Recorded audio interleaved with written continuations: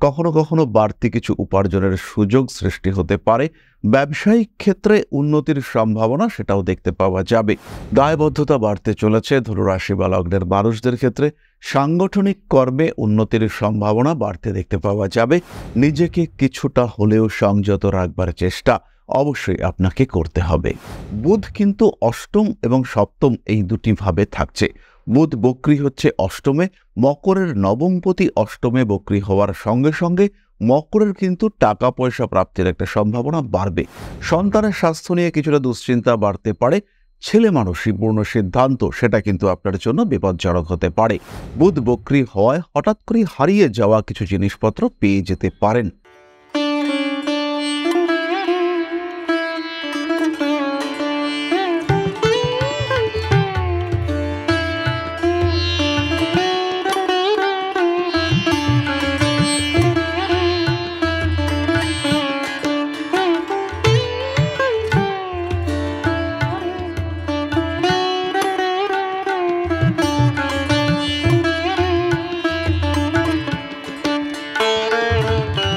নমস্কার, Rishibani institute of Vedic অ্যাস্ট্রোলজির পক্ষ থেকে স্বাগত জানাই আজকের জ্যোতিষ আলোচনায়। আমি শান্তনু আপনাদের সঙ্গে।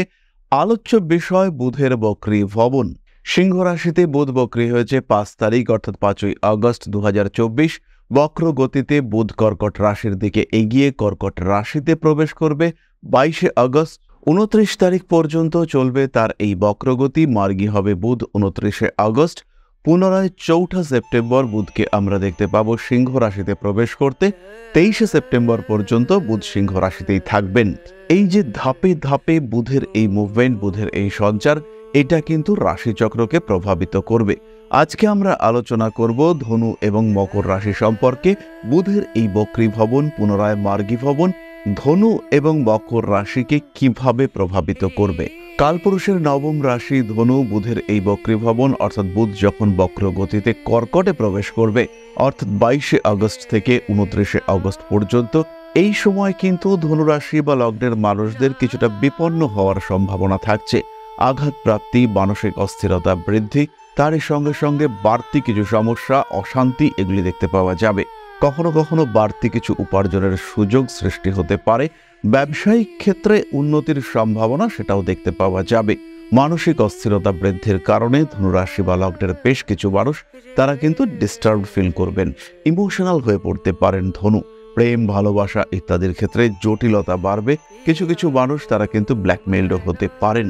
কর্মক্ষেত্রে উন্নতির সুযোগ বাড়তে দেখতে পাওয়া যাবে।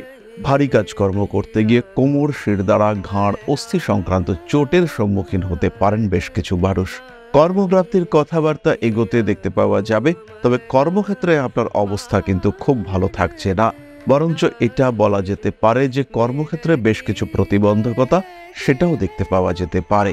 প্রেম, ভালোবাসা ইত্যাদির ক্ষেত্রে অতি ঘনিষ্ঠতা আপনার বিপদ ডেকে আনতে পারে। ব্যবসার ক্ষেত্রে একটু সাবধান হতে হবে ধনুরাশি বা লগ্নের মানুষদেরকে। ঋণ প্রাপ্তির কথাবার্তা এগুলোও ঋণ প্রাপ্তির ক্ষেত্রে কিন্তু বাধা আসতে পারে। দামি জিনিসপত্র, ইলেকট্রনিক জিনিসপত্র সামলে রাখার চেষ্টা করতে হবে। ধনুরাশি বা লগ্নের মানুষরা তারা কিন্তু কিছু অ্যাচিভ করতে পারবেন। নতুন করে কর্মক্ষেত্রে সংযুক্ত হওয়ার সম্ভাবনা সেটা বাড়তে দেখতে পাওয়া যাবে। তার সঙ্গে সঙ্গে স্পিরিচুয়াল অ্যাক্টিভিটি সেটাও কিন্তু বাড়তে চলেছে। ধনুরাশি, ধনুলগ্নের মানুষদের মধ্যে কিছু মানসিক অস্থিরতা এটা বাড়তে পারে। তারই সঙ্গে সঙ্গে উচ্চশিক্ষায় উন্নতি, পেশাদারি শিক্ষার ক্ষেত্রে উন্নতি, কিছু কিছু ক্ষেত্রে ডেভেলপমেন্ট ইত্যাদি দেখতে পাওয়া যাবে। দায়বদ্ধতা বাড়তে চলেছে ধনুরাশি বা লগ্নের মানুষদের ক্ষেত্রে। সাংগঠনিক কর্মে উন্নতির সম্ভাবনা বাড়তে দেখতে পাওয়া যাবে। বিদেশ যাত্রার ক্ষেত্রে বাধা আসতে পারে। আইনি জটিলতা অ্যাভয়েড করবার চেষ্টা অবশ্যই আপনাকে করতে হবে। নাম, যশ, প্রভাব, প্রতিপত্তি ইত্যাদি বৃদ্ধির সংযোগ অনেকটাই বেশি। নিজেকে কিছুটা হলেও সংযত রাখবার চেষ্টা অবশ্যই আপনাকে করতে হবে। ধনুরাশি বা লগ্নের মানুষদের গৃহ পরিবর্তনের সম্ভাবনা দেখতে পাওয়া যাবে। এই সময় কিন্তু স্বামী কিংবা স্ত্রীর শরীর স্বাস্থ্য নিয়ে দুশ্চিন্তা বাড়তে পারে। সপ্তমপতি বুধ বক্রী অবস্থায় নবম থেকে অষ্টমের দিকে অগ্রসর হচ্ছেন। এই সময় কিন্তু স্বামী কিংবা স্ত্রীর স্বাস্থ্য নিয়ে দুশ্চিন্তা বাড়তে পারে এবং স্বামী কিংবা স্ত্রী তার কিছু কর্মের কারণে আপনাকে দুশ্চিন্তায় পড়তে হতে পারে।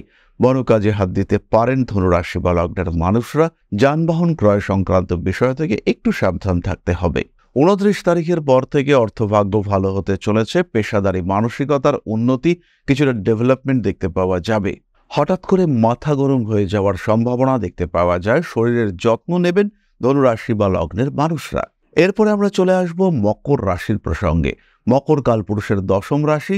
বুধ কিন্তু অষ্টম এবং সপ্তম এই দুটি ভাবে থাকছে। বুধ বক্রী হচ্ছে অষ্টমে। মকরের নবমপতি অষ্টমে বক্রী হওয়ার সঙ্গে সঙ্গে মকরের কিন্তু টাকা পয়সা প্রাপ্তির একটা সম্ভাবনা বাড়বে। এটা কোনো মৃত মানুষের অর্থ হতে পারে, দূর সম্পর্কের কোনো আত্মীয় কিংবা বন্ধুর অর্থ হতে পারে, তারই সঙ্গে সঙ্গে ঋণের মাধ্যমে প্রাপ্ত অর্থ সেটাও কিন্তু হতে পারে। অ্যাক্টিভিটি লেভেল বাড়তে দেখতে পাওয়া যাবে। মকর রাশি বা লগ্নের মানুষদের কর্মতৎপরতা বাড়ছে। কখনো কখনো মকর রাশি মকর লগ্নের মানুষরা ধর্মীয় উন্মাদনার শিকার হয়ে পড়তে পারেন। মকর রাশির মানুষদের হাতে অতিরিক্ত অর্থপ্রাপ্তির সম্ভাবনা সেটাও বাড়তে পারে। বাড়িতে কিছু কাজকর্ম এমন হওয়ার সম্ভাবনা রয়েছে যার মাধ্যমে আপনার বাস্তু সমস্যা কাটবে।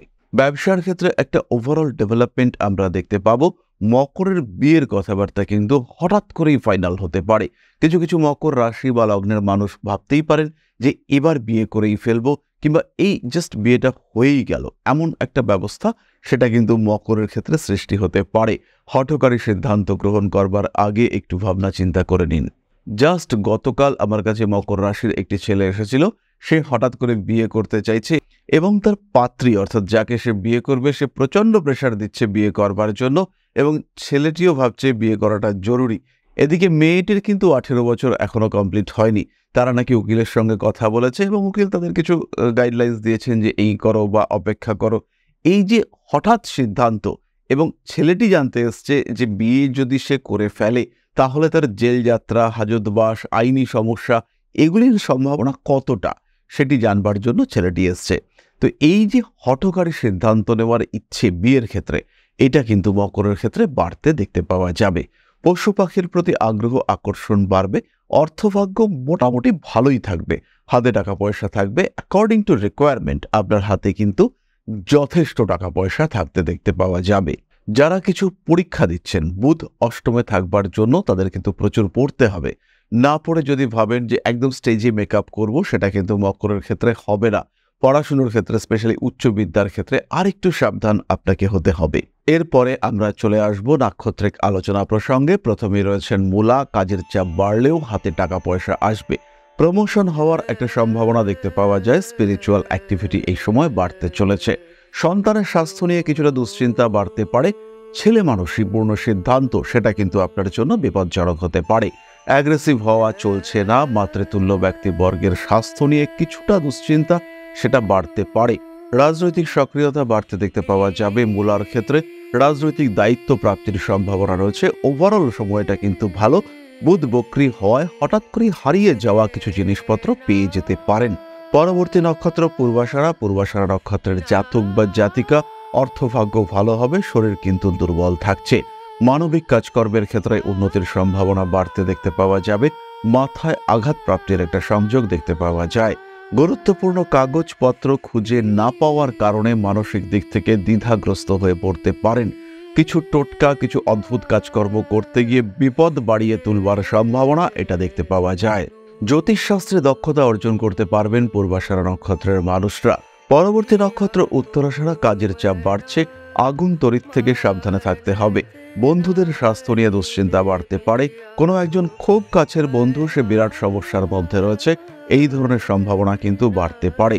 আইনি জটিলতা থেকে নিজেদেরকে মুক্ত করবার চেষ্টা করতে হবে। গুপ্ত শত্রুতার কারণে সমস্যাগ্রস্ত হয়ে পড়তে পারেন। আপনজনদের সঙ্গে সম্পর্ক খারাপ করে ফেলার সম্ভাবনা রয়েছে। ধার দিয়ে, ঋণ দিয়ে, বাকিতে জিনিসপত্র দিয়ে বিপদে পড়তে পারেন আপনি। মাথা গরম করলে কিন্তু চলবে না। পরিস্থিতি জটিল হলেও নিজেকে কুল রাখতে হবে। পরবর্তী নক্ষত্র শ্রবণা। কাজের চাপ তাদের ক্ষেত্রেও বাড়তে চলেছে। একটু ক্রিয়েটিভ হয়ে উঠবার চেষ্টা শ্রবণার মধ্যে দেখতে পাওয়া যাবে। নাম, যশ, প্রভাব, প্রতিপত্তি শ্রবণার ক্ষেত্রে বাড়তে চলেছে। বাড়িতে নতুন অতিথি অবশ্যই আসতে পারেন। বন্ধুদের সঙ্গে পার্টনারশিপ বিজনেসের পরিকল্পনা শ্রবণা অবশ্যই করতে পারেন।